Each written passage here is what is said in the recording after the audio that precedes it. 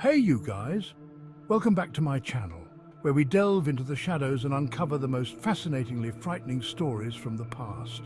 Today, we're diving headfirst into the dark side of the 19th century, a time of corsets, high tea, and apparently a whole lot of murder. Buckle up, buttercups, because we're talking about 5 women who turned the Victorian era on its head, and not in a good way. These are the stories of seemingly ordinary women who became cold-blooded killers. Prepare yourself for a journey into the macabre. Our first tale takes us to the seemingly idyllic English countryside, a place where nothing scandalous ever happens, right? Wrong.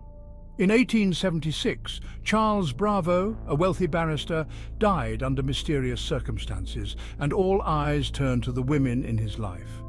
Now, Charles had married a woman named Florence, a widow with a bit of a scandalous past herself.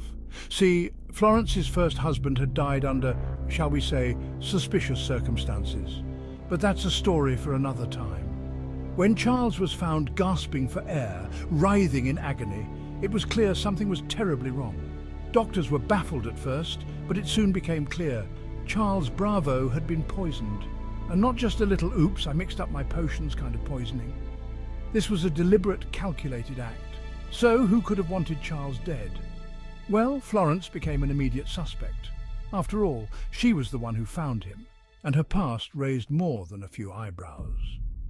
But here's the thing. There were whispers of affairs, jealousy, and a whole lot of secrets swirling around the Bravo household. There was the housekeeper, Mrs. Cox, who seemed to know a little too much about everyone's business. Some whispered that she had a motive and the means. And then there was the matter of Dr. James Gully, a former, let's call him a close friend of Florence's, who just happened to be an expert in, wait for it, poisons.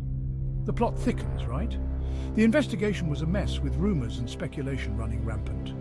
Florence, despite being the prime suspect, maintained her innocence, but the evidence, or lack thereof, painted a murky picture. No one was ever charged with Charles's murder, and the case went ice cold. Florence, forever linked to the crime, lived the rest of her days under a cloud of suspicion. Was she a cold-blooded killer, or was she simply a victim of circumstance? The truth, just like Charles Bravo, is 6 feet under. For our next story, we travel to Scotland, a land of rugged beauty, bagpipes, and apparently some pretty scandalous love affairs. In the mid-1800s, Madeline Smith, a young woman from a wealthy Glasgow family, found herself entangled in a passionate yet forbidden love affair with a man named Pierre-Émile Langelier. He was a clerk, not exactly husband material in the eyes of her high society parents. But love, as they say, is a battlefield, and Madeleine and Émile were determined to be together. They exchanged hundreds of letters, their words dripping with desire and longing. But here's where things take a sinister turn. When Émile threatened to expose their affair, things took a dark turn. Shortly after, Émile was found dead, writhing in agony. The cause, you guessed it, poisoning. And guess who was the prime suspect? That's right, our girl Madeleine. The prosecution painted her as a scorned lover, a woman driven to murder to protect her reputation. They presented the love letters, filled with passionate prose, as evidence of a manipulative seductress. But Madeleine's defense team argued that she was a naive young woman caught in a web of her own making. The trial was a sensation, with newspapers devouring every detail. The public was divided, some convinced of Madeleine's guilt, others believing her to be a victim of circumstance. In the end, the jury reached a verdict of not proven, a unique Scottish legal term that essentially means, we think you did it, but we can't prove it. Our next case takes us into the heart of Victorian society, where appearances were everything, and the pressure to conform was immense, especially for women. Esther Lack, a mother living in poverty-stricken London, knew this all too well.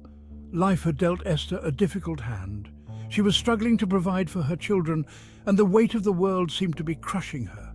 But no one could have predicted the tragedy that would unfold. One bleak morning, Esther's children were found dead in their beds. The authorities quickly zeroed in on Esther, their suspicions fueled by whispers of her unstable mental state. The courtroom became a battleground between those who saw Esther as a cold-hearted killer and those who believed she was a victim of circumstance, driven to madness by her desperate situation. The prosecution argued that Esther, overwhelmed by her circumstances, had taken the lives of her children in a fit of rage or despair. The defense, however, painted a different picture. They argued that Esther was not of sound mind, that she was suffering from a form of postpartum psychosis, a condition not well understood at the time. In the end, the jury found Esther not guilty by reason of insanity, a verdict that sparked both outrage and sympathy. Get ready for this one, because it's a real heartbreaker. Amelia Dyer was a woman who capitalized on the vulnerability of others, turning tragedy into profit in the most horrifying way imaginable. During the Victorian era, when unwanted pregnancies and illegitimate children were shrouded in shame, a dark industry emerged: baby farming. Women, desperate to escape the social stigma, would entrust their infants to these caretakers, often for a hefty fee. Amelia Dyer was one such baby farmer, but her motives were far more sinister than providing a loving home. She preyed on the desperation of these women, promising them a safe and loving environment for their children, while in reality, she had something far more sinister planned. At first, Amelia may have started with good intentions, but greed soon took over. As the money rolled in, so did the babies, far too many for her to care for properly. The infants in her care were neglected, malnourished, and subjected to unimaginable cruelty. But Amelia had a gruesome solution for dealing with the overwhelming number of children in her care. She began to murder them one by one, their tiny lives snuffed out before they even had a chance to blossom. Her methods were cold and calculated, often using a substance called mother's friend, a syrup laced with opium to silence their cries forever. For years, Amelia operated under the radar, moving from town to town, leaving a trail of tiny victims in her wake, but her horrifying crimes couldn't stay hidden forever. The discovery of a baby's body, its tiny body wrapped in newspaper, sent shockwaves through Victorian England. The killer, they soon realized, was none other than Amelia Dyer. Hold on to your teacups, because our final tale is a real doozy. Mary Ann Cotton, a name synonymous with cold-blooded betrayal and chilling calculation. She was dubbed the Black Widow of County Durham, and for good reason. This woman had a penchant for poison and a trail of dead husbands and children that would make your blood run cold. Imagine this, a seemingly ordinary woman going from one marriage to the next, each ending with the untimely demise of her spouse. But it wasn't just husbands who met their maker under Mary Ann's care. Oh no, children, stepchildren, even her own mother. None was safe from her deadly schemes. Now you might be thinking, surely people suspected something, and you'd be right, some did. But Mary Ann was cunning. She knew how to play the grieving widow, garnering sympathy and even inheriting money from her dearly departed loved ones. But as the body count rose, so did suspicion. Whispers turned to accusations, and soon the authorities were knocking on Mary Ann's door. What they uncovered was a web of deceit, greed, and a shocking disregard for human life. Mary Ann, it turned out, had a particular poison of choice: arsenic. This odorless, tasteless substance became her weapon of choice, used to dispatch her victims with chilling efficiency. The motive? Money, plain and simple. Life insurance policies became death sentences for those unfortunate enough to be close to her. Her trial was a sensation.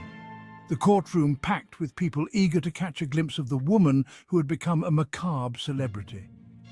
The evidence against her was overwhelming, a litany of suspicious deaths and traces of arsenic found in the bodies of her supposed loved ones.